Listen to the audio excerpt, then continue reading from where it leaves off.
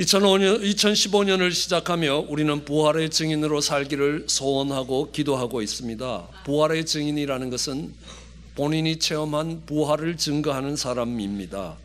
그가 증거할 부활이라는 것은 죽었다가 다시 살아나는 것입니다. 우리는 죽었다가 다시 살아난다라고 이야기할 때 다시 살아나는 과정을 중생이라고 이야기하고 한국말로 풀었으면 거듭난다라고 이야기합니다. 그러므로 부활의 증인은 중생의 체험이 있어야 됩니다. 죽었다가 다시 살아나는 경험이 있어야 됩니다. 거듭난 경험이 없으면 거듭난다는 말 뜻이 무엇인지 전혀 알 수가 없다는 것입니다. 우리는 날 때부터 소경된 바디메오가 사람들이 보는 세계를 아무리 설명해도 그에게는 깜깜한 어둠밖에 없다는 것입니다. 그가 눈이 떠졌을 때 그는 비로소 자신이 소경이었다는 것들을 알 수 있습니다.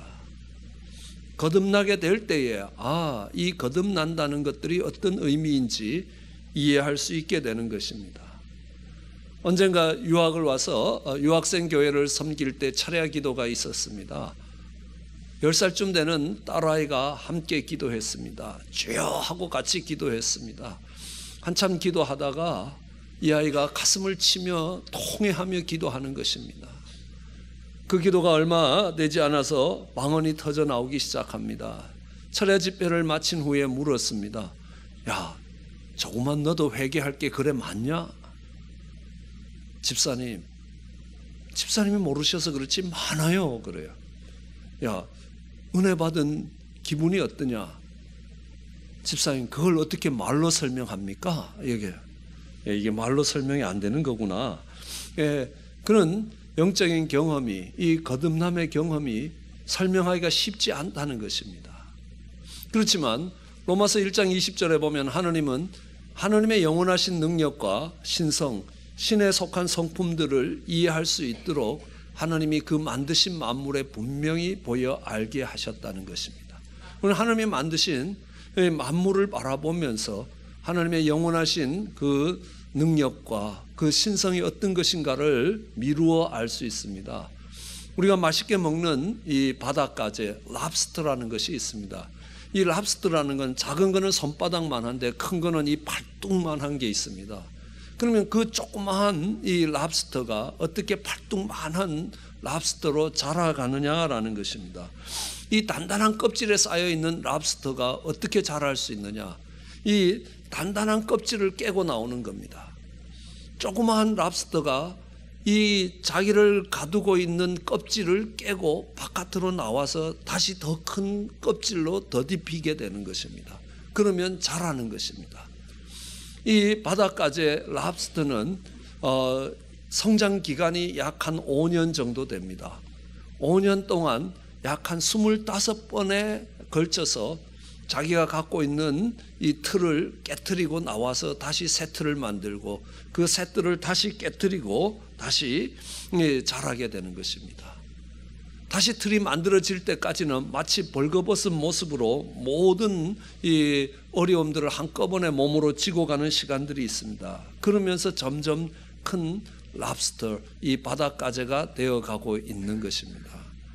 우리는 여기에서 작은 랍스터가 그 틀을 점점 키우고 자라가게 한 것이 아니라는 겁니다. 옛 틀을 버리고 새 틀을 만들었다는 것입니다. 이것이 우리에게 주는 거듭남의 한 깨달음의 모습입니다. 또 하나는 우리는 애벌레가 호랑나비 되는 과정 속에서 볼 수 있습니다. 이 애벌레가 어느 날 꽃이 속에서 자신을 죽여가기 시작하는 겁니다. 자기의 몸이 허물을 벗듯이 벗고 나오면 호랑나비가 되어 나오는 것입니다. 가지고 있던 애벌레의 몸을 이리저리 조금씩 뜯어 고치고 해서 호랑나비가 되는 것이 아니라는 겁니다. 그 애벌레의 몸을 버리고 새로운 몸을 입는 것입니다. 그리고 기어다니던 이 애벌레는 하늘을 날아다니는 호랑나비가 됩니다. 여러분, 기어다니던 애벌레는 이렇게 가다가 큰 바위를 만나면 얼마나 힘든지 모릅니다. 그 바위를 타고 넘어가야 되면 낑낑거리며 넘어가야 되는 겁니다. 가다가 강을 만나면 이웃 마을로 가려고 해도 갈 수가 없습니다. 길이 끊어지는 겁니다. 강을 건널 수가 없습니다. 강은 그 인생에 도저히 건널 수 없는 많은 문제가 되어버립니다. 그러나 호랑나비가 되면 달라집니다. 이 강도 바위도 이런 모든 것들이 구경거리가 됩니다. 하늘을 나르면서 야, 저 바위 참 잘생겼다. 야, 저 강물 너무너무 아름답게 굽이굽이 흘러가는구나. 이렇게 볼 수 있습니다. 완전히 다른 차원의 삶이 시작되고 있다는 것들을 볼 수 있습니다. 우리는 거듭난다라는 것은 조금씩 고쳐가는 것을 이야기하는 것이 아니라 완전히 새롭게 바뀌어지는 것들을 이야기합니다. 오늘 에베소서 4장 22절로 24절에 보면 이 바닷가재가 옛 껍질을 버리고 새 껍질을 잇는 것처럼 또 애벌레가 호랑나비 되는 것처럼 하나님이 우리의 거듭남을 이야기하고 계신다는 것을 알 수 있습니다. 괜찮으시면 우리 함께 한 목소리로 이 에베소서 4장 22절로 24절을 읽어보겠습니다. 너희는 유혹의 욕심을 따라 썩어져 가는 구습을 좇는 옛사람을 벗어버리고 오직 심령을 새롭게 되어 하나님을 따라 의와 진리의 거룩함으로 지으심을 받은 새 사람을 입으라. 아멘. 오늘 이 본문 속에서 성경은 가르칩니다. 옛사람을 벗어버리라. 옛사람을 벗어버리라. 그리고 심령으로 새롭게 되어야 된다. 그러나 심령으로 새롭게 되는 것으로 완전하지 않다는 것입니다. 이제 새 사람을 입어라. 우리가 벗어버려야 될 옛사람은 어떤 사람이냐 하면 유혹의 욕심을 따라 썩어져가는 옛날 습관을 좇는 사람이라는 겁니다. 옛사람의 습관을 그대로 따라가는 그 옛사람을 벗어버리고 이제 심령을 새롭게 한 후에 다시 입어야 될 새 사람은 하나님을 따라가는 사람이라. 거기에 의와 진리와 거룩함으로 지어진 새 사람을 입어야 된다라고 이야기합니다. 옛사람을 버리는 과정이 필요합니다. 심령이 새롭게 되는 과정이 필요합니다. 그것만으로 충분하지 않고 새 사람을 입어야 된다는 겁니다. 몸이 자라야 하는 바닷가재와 같은 것입니다. 몸집이 커지는, 양이 커지는 바닷가재도 그렇게 자란다는 겁니다. 차원이 달라지고 질이 달라지는 애벌레의 호랑나비 변화도 동일한 변화라는 겁니다. 그와 같이 하나님이 우리의 거듭남도 동일하게 역사하고 계시는 겁니다. 옛것을 벗어버리고 옛사람을 벗어버리고 새롭게 한 후에 새 사람을 입어야 되는 것입니다. 우리는 이것을 거듭남이라고 이야기합니다. 이 거듭남이라고 이야기할 때 원어로는 아노델이라는 단어를 사용하는데 여기에는 세 가지 의미가 있습니다. 다시라는 의미입니다. 다시 태어났다. 이 중생이라는 겁니다. 그리고 새롭게 시작하다라는 의미가 있습니다. 우리는 다시 태어났기 때문에 새로운 인생이 되는 겁니다. 우리는 애벌레가 호랑나비가 되었을 때 전혀 다른 새로운 삶이 시작되는 것입니다. 그 전에 그 인생의 장애가 되고 그 삶에 정말 걸림이 되던 것들이 이제는 구경거리가 될 만큼 차원이 달라지는 새로운 삶이 시작되는 겁니다. 기어다니던 인생이 하늘을 날아다니는 인생으로 바뀌어질 수 있다는 것입니다. 완전히 새로운 삶이, 옛날과 같은 삶이 조금 더 개선된 것을 이야기하는 게 아닙니다. 완전히 다른 삶이 시작되는 것입니다. 그러나 이 아노델이라는 단어의 또 다른 의미는 위의 것으로 나다라는 의미입니다. 거듭난다라는 것이 다시 태어나는 것들을 이야기하기도 하지만 땅의 것들을 버리고 위의 것들을 취한다라는 의미가 있습니다. 오히려 요한복음은 이 세 번째 의미를 훨씬 더 강조하고 있습니다. 이 요한복음은 요한이라는 사람에 의해서 기록된 복음입니다. 굉장히 평범한 사실인데 굉장히 중요한 사실입니다. 이 요한은 예수님의 사랑하는 제자였습니다. 예수님이 돌아가실 때 십자가에서 요한을 보면서 예수님 그 육신의 어머니 마리아를 내 어머니다라고 이야기했습니다. 예수님은 그 육신의 어머니 마리아를 그의 육신의 형제들에게 의탁하지 않고 믿음의 공동체의 형제인 요한에게 의탁했습니다. 요한은 예수님의 어머님을 모시고 에베소라는 곳으로 가서 그 어머님이 돌아가실 때까지, 아니 요한 자신이 생애를 마칠 때까지 에베소에서 한 걸음도 바깥으로 나가지 못했습니다. 그가 마지막 삶을 마친 밤모섬도 에베소 지역 안에 있는 섬이었습니다. 어쨌든 요한은 오랜 기간 동안에 에베소에 있으면서 로마의 3대 도시 중에 한 도시였던 에베소에 있으면서 이 헬라 문화 속에 익숙해졌습니다. 그가 만났던 많은 사람들은 헬라적인 생각을 갖고 있었던 사람들입니다. 이 그리스의 헬라의 생각을 갖고 있었던 사람들은 플라톤이라는 사람의 영향을 받았습니다. 플라톤은 세상은 보이는 세상이 있고 보이지 않는 세상이 있다고 생각했습니다. 보이는 세상은 우리가 눈으로 볼 수 있는 세상이지만 그들에게도 보이지 않는, 눈에 보이지 않는 세상이 있다는 것입니다. 눈에 보이는 세상은 그림자의 세계고 눈에 보이지 않는 세계가 진짜 본질의 세계라는 겁니다. 그래서 눈에 보이는 세계를 현상의 세계라고 이야기하고 눈에 보이지 않는 세계를 이데아의 세계라고 그랬습니다. 우리는 쉽게 이야기할 때에 사람을 볼 때도 눈에 보이는 사람이 있는가 하면 눈에 보이지 않는 그 사람이 있다는 것입니다. 눈에 보이는 사람은 얼마든지 달라질 수 있습니다. 교통사고가 나서 양쪽 다리가 잘려지고 양쪽 팔이 잘려지면 몸뚱아리에 반도 남지 않습니다. 보이는 모습은 완전히 달라졌습니다. 그러나 그 사람에게는 보이지 않는 모습은 영원히 똑같다는 겁니다. 그 사람의 본질은 어디에 있느냐? 보이는 사람이냐 보이지 않는 사람이냐? 보이지 않는 그 사람이 본질이라는 겁니다. 보이는 사람은 어릴 때는 작다가 점점 자라지다가 나이가 들면 다시 꼬부라지고 늙어지고 보이는 사람의 모습은 때를 따라 바뀐다는 겁니다. 그렇지만 보이지 않는 그 사람의 모습은 바뀌지 않는다는 겁니다. 참된 그 사람의 본질은 보이지 않는 세계에 있다는 겁니다. 이런 생각을 갖고 있는 헬라 사람들에게 요한은 복음을 설명하기 위해서 다른 방법을 사용합니다. 마태, 마가, 누가는 예수님이 태어나서 돌아가실 때까지의 사건을 시간을 따라가면서 기술했다면 요한은 그들이 이해할 수 있도록 시간에 관계없이 이해를 돕기 위한 순서로 배정을 하기 시작합니다. 요한은 7개의 기적을 놓고 있습니다. 아주 의미 있게 이 7개의 기적을 요한은 절대로 기적이라고 하지 않고 표적이라고 이야기합니다. 뭐냐 하면 하늘이 땅에 내려왔다는 표적입니다. 요한은 그들에게 설명합니다. 정말 너희가 생각하는 보이지 않는 세계가 바로 하늘의 세계고 하나님의 세계고 영적인 세계라는 겁니다.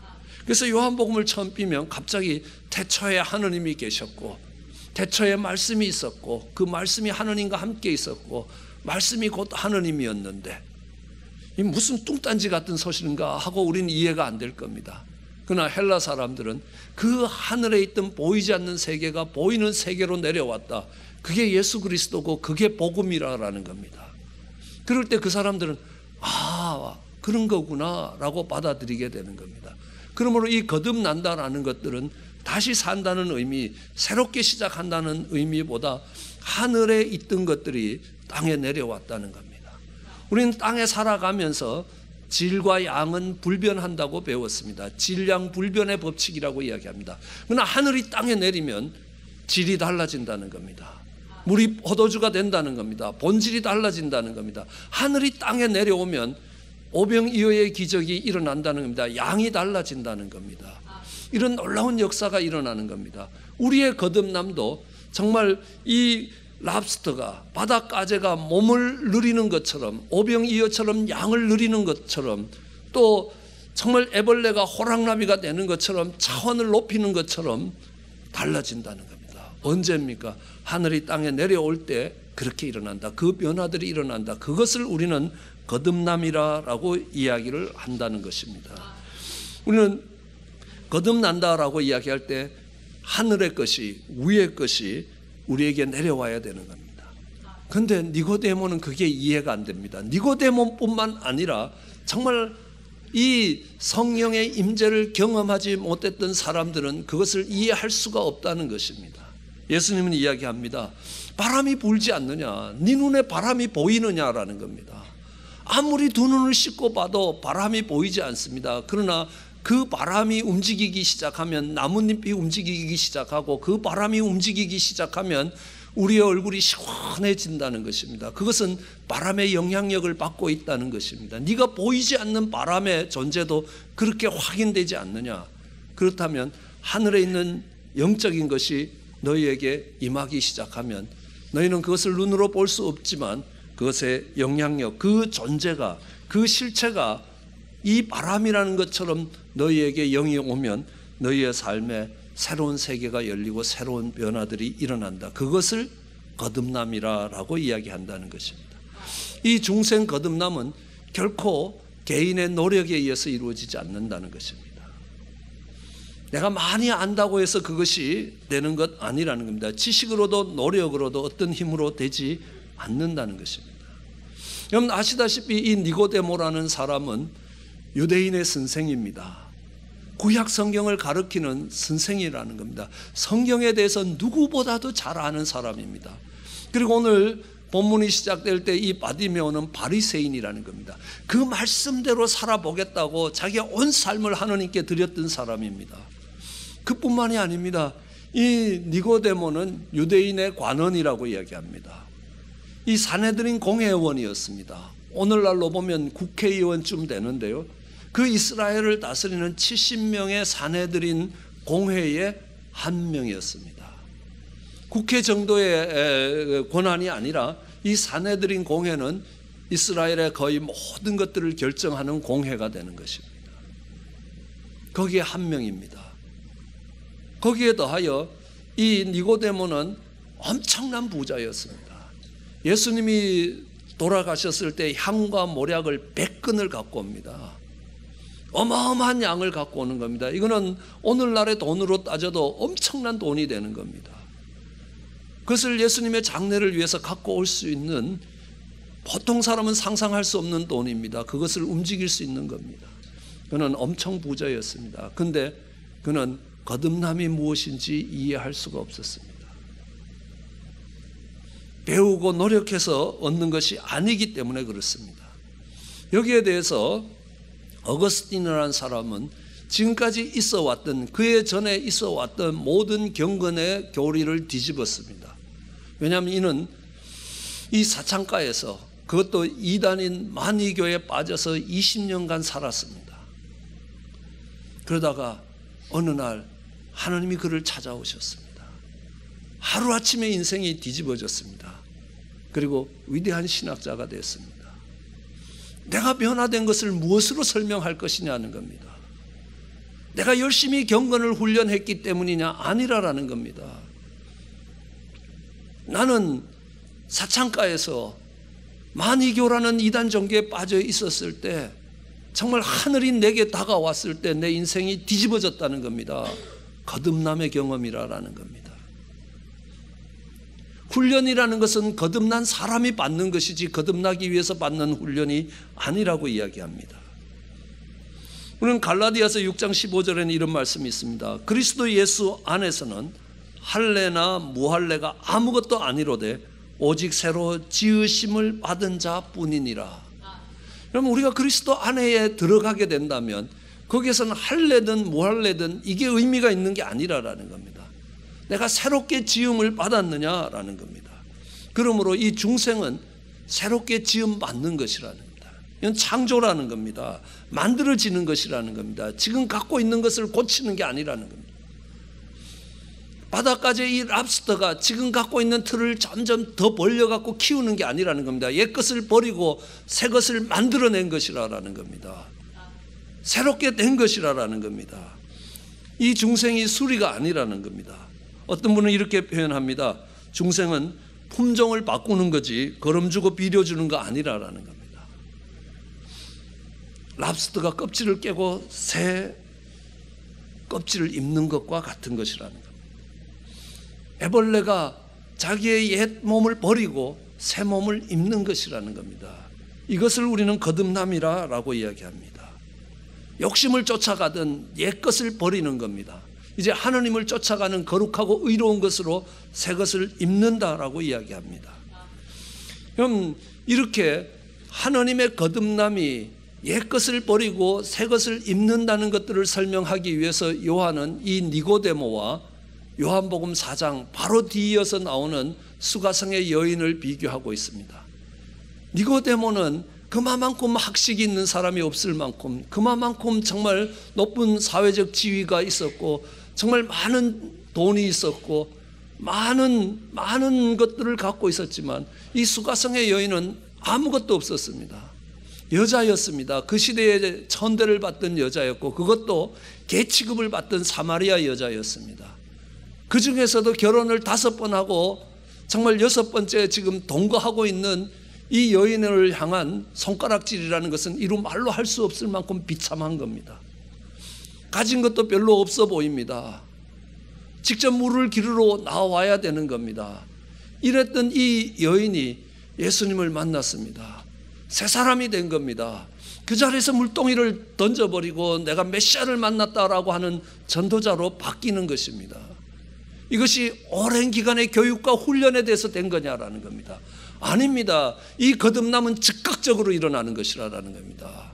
하나님이 임재하심으로 인하여 즉각적인 변화가 거기에서 일어났다는 겁니다. 이 변화가 우리는 거듭남이라고 이야기합니다. 수가성의 여인뿐만 아닙니다. 다마색 선상에서 정말 사도 바울도 예수를 믿는 사람들을 핍박하던 그 속에 정말 하늘이 그에게 다가왔습니다. 그리고 그는 뒤집어졌습니다. 인생이 달라졌습니다. 그 자리에서 예수님을 변호하는 사람이 되는 것입니다. 그 자리에서 전도자가 되는 것이라는 겁니다. 예, 우리는 우리의 노력과 수고와 훈련으로 거듭나는 게 아니라는 겁니다. 옛것을 벗어버리고 심령을 새롭게 한 후에 새 것을 덧입혀야 되는 겁니다. 새 것을 받아들여야 된다는 겁니다. 하늘의 것을 받아들여야 된다는 겁니다. 그때 그 받아들인다라는 것을 우리는 영접이라고 이야기합니다. 그럼 하늘의 것을 받아들이면 하늘의 사람이 된다는 겁니다. 성령의 하느님 영에 접합이 되고 하느님의 이름을 받아들이기 시작하면 영접하는 자는 하느님의 자녀가 된다라고 성경이 약속하고 있습니다. 그런데 어떤 영을 받아들이느냐? 거룩하신 하느님의 영을 받아들이는 사람은 하느님의 자녀가 됩니다. 예, 마귀의 영을 받아들이는 자는 마귀의 자식이 된다는 겁니다. 어떤 영적인 세력을 받아들이느냐에 따라서 그 소속이 결정이 되고 그의 신분이 결정이 된다는 겁니다. 내가 영적인 것을 받아들이지 않으면 땅의 사람이 된다는 겁니다. 눈에 보이는 것 따라 살아가는 사람이 된다는 겁니다. 눈에 보이지 않는 세계를 보면서 살아가는 세계가 아니라는 겁니다. 그런데 그 눈에 보이지 않는 영적인 세계를 향해 살아갈 때에도 하나님을 영접할 때, 거룩한 영을 영접할 때에 하나님의 자녀가 되고 마귀를 영접하면 마귀의 자녀가 되는 겁니다. 이 마귀의 자녀가 되는 과정을 우리는 영접이라고 안 하고 신접이라고 이야기합니다. 아마 어느 목사님이 저희 교회 오셔서 특별 새벽 기도를 인도하실 때 이 신접하는 과정을 자세히 설명을 해 주셨습니다. 얼마나 많은 것들을 배울 수 있었는지 모릅니다. 어느 한 여인이 몸이 시름시름 앓기 시작하는 겁니다. 힘이 없어지고 기력이 없어지는 겁니다. 옆에서 무당을 한번 찾아가 보라고 합니다. 그래서 무당을 찾아갔습니다. 그러니까 그 무당이 보더니만 이건 내가 손을 못 대고 큰 무당을 만신이라고 이야기합니다. 만신을 찾아가라는 겁니다. 만신을 찾아갔더니만 또 보더니만 신 내렸구먼 합니다. 그래서 내린구슬을 하자고 합니다. 싫다고, 내가 왜 무당 되냐고 1년 2년을 버틴다는 겁니다.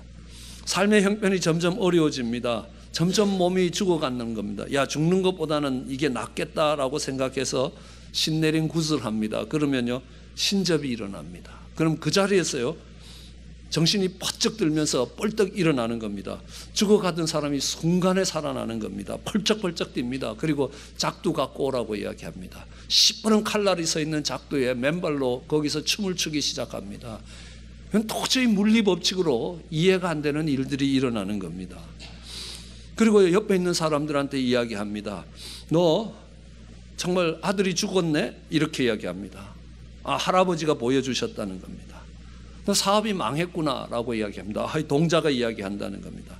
너 돈 얻으러 물 건너 왔구먼 한다는 겁니다. 이건 우리 집사님 보고 웬 점쟁이가 한 이야기입니다. 네. 찾아가서 우리 아들 대학을 가야 되는데 어딜 가야 됩니까? 예비고사 몇 개 맞았어? 267개 맞았습니다. 인연아 왜 거짓말하냐? 왜 3개를 올려? 그래요. 그래서 뒤에 있던 우리 장모님이 나오면서 진짜요? 하고 물었더니만 야 귀신 그치 안다고. 내가 어째 3개만 올렸는데 그걸 어떻게 알아보냐는 겁니다. 이게 사람 실력이겠습니까? 노력이겠습니까? 아닙니다. 영적인 영역이 내려온 겁니다. 이 영적인 영역이 내려오는 것은 성령의 역사나 악령의 역사가 동일하다는 겁니다. 거룩하신 하나님의 영을 영접해 드리면 하나님의 자녀가 되지만 마귀의 영을 영접하면 마귀의 자식이 된답니다. 마귀는 죽이고 멸망시키는 것이 목적이랍니다. 그 삶이 결코 복되게 되지 않는다는 겁니다. 그렇지만 영적인 접촉이 어떻게 일어나느냐, 영적인 세계가 어떻게 이 땅에 오느냐라는 것들은 우리에게 많은 것들을 가르치고 있습니다. 그래서 예수님이 이야기합니다. 네가 거듭나지 않으면 결단코 하나님의 나라를 볼 수 없다고 이야기합니다. 네가 물과 성령으로 거듭나지 않으면 결단코 하나님의 나라에 들어갈 수 없다라고 이야기합니다. 물과 성령으로 거듭나라는 겁니다. 예, 물이라는 것은 우리에게 세례, 침례를 이야기합니다. 세례와 침례라는 것은 우리가 눈으로 볼 수 있는 것입니다. 예, 요한은 이렇게 합니다. 나는 물로 세례를 준다. 그러나 내 뒤에 오시는 분은 성령으로 세례를 줄 것이다 라고 이야기를 합니다. 예, 우리가 세례 침례를 받을 때도 물속에 들어가면서 예수 그리스도의 죽음에 연합하는 것입니다. 나올 때는 예수 그리스도의 부활에 연합하는 것입니다. 그건 뭐냐면 내가 그리스도 안에 살겠다라는 결단입니다. 그리스도 안에 있는 자에게 새로운 피조물이 되는 것입니다. 새 사람이 더딥혀지는 것입니다. 근데 그것만으로 충분하지 않다고 말씀하십니다. 성령으로 거듭나야 된다라고 이야기합니다. 이것은 그냥 내가 지식이 늘어나는 것 아니라는 겁니다. 바람처럼 보이지 않는 거지만 실체가 우리 가운데 와야 된다는 것입니다. 성령으로 거듭나는데 그것은 거듭나 본 사람들만이 이해할 수 있고 알 수 있다는 겁니다. 마가다락방에 두려워 떨던 제자들에게 성령님이 임하기 시작했습니다. 그들이 성령으로 덧입기 시작했습니다. 그들은 그 두려움을 박차고 나와서 그 자리에서 복음을 선포합니다. 그때 3,000명이 회개합니다. 그가 설교를 잘했기 때문에 3,000명이 회개하겠습니까? 아니라는 겁니다. 성령의 역사입니다. 성령의 권능이 일어나는 겁니다. 우리는 우리의 능력으로 그게 되는 것 아니라는 겁니다. 우리의 능력으로 새로운 사람이고 새로운 피조물이 될 수 있는 것 아닙니다. 도덕적 수양을 아무리 쌓는다고 해서 되는 게 아니라는 겁니다. 그 선한 것이 없는 우리 속에 정말 선한 영이 와야 된다는 겁니다. 그러면 그때부터 선한 일이 시작될 수 있는 것입니다. 그러기 위해서 우리가 할 수 있는 것은 무엇이겠습니까? 기도입니다. 성경은 약속합니다. 네가 구해라. 그럼 하나님이 주실 것이라는 겁니다. 네가 찾으라. 그러면 찾게 될 것이라는 겁니다. 네가 두드리라. 그럼 네게 열릴 것이라고 이야기합니다. 구하는 이마다 받을 것이라는 겁니다. 찾는 이가 찾게 될 것이라는 겁니다. 두드리는 이에게 열릴 것이라는 겁니다. 성경 어느 곳을 보더라도 같은 약속이 6번 반복된 곳은 여기밖에 없습니다. 그리고 이야기합니다. 네가 정말 자녀들이 떡을 구하는데 뱀을 주고 알을 구하는데 정갈을 주겠느냐? 네가 악한 아버지 아느냐? 네가 악할지라도 자녀에게 좋은 것을 줄 줄 알거든 하물며 천부께서 구하는 자에게 성령을 주시지 않겠느냐? 하나님 구할 때 주실 것이라고 이야기합니다. 아무리 니고데모처럼 높은 지위와 지식과 정말 말씀을 알고 그 말씀을 지키려고 정말 발버둥 치며 노력해도 안 된다는 겁니다. 거듭나야 된다는 겁니다. 하늘이 내게로 내려와야 되는 겁니다. 하나님의 영이 내게 덧입혀져야 된다는 겁니다. 그러면 네게는 하나님의 나라가 열릴 것이라는 겁니다. 그러면 그 기쁨과 평강의 그 나라 안으로 들어갈 수 있다는 겁니다. 오직 하나님의 나라는 성령 안에서 의와 기쁨과 평강이라고 이야기하시는 겁니다. 그 하나님의 통치 가운데로 들어갈 수 있는 것 내 노력이 아니라는 겁니다. 성령님이 오셔야 된다는 겁니다. 우리는 그것을 거듭남이라고 이야기합니다. 어쩌면 우리는 많은 풍요로운 물질을 가졌을지 모릅니다. 이 세계 어느 나라보다도 풍요한 곳이 미국입니다. 그럼 어떤 사람들보다 여러분들이 많은 성경적인 지식을 갖고 있을지 모릅니다. 중국에서는요, 성경책 읽을 줄만 알아도 목사가 되는 겁니다. 초창기에 복음이 확장될 때는 그랬다는 겁니다. 여러분만큼 배운 사람이 아니라는 겁니다. 여러분만큼 성경에 지식이 있는 사람들이 아니라는 겁니다. 사회적 지위도 그렇습니다. 어느 자리에서든지. 그럼에도 불구하고 그 속에 놀라운 하나님의 역사들이 일어난 것은 그들이 거듭났기 때문입니다. 지식도 경험도 노력도 아니고 하늘이 열렸고 하늘이 땅으로 내려왔고 하나님의 영이 우리와 함께 하셨기 때문입니다. 그때 우리는 거듭난 인생이 되는 겁니다. 그때 우리는 부활의 증인이 될 수 있다는 겁니다. 그런 부활의 증인으로 살아가는 우리 모두가 되시길 주의 이름으로 축원합니다. 기도하십시오.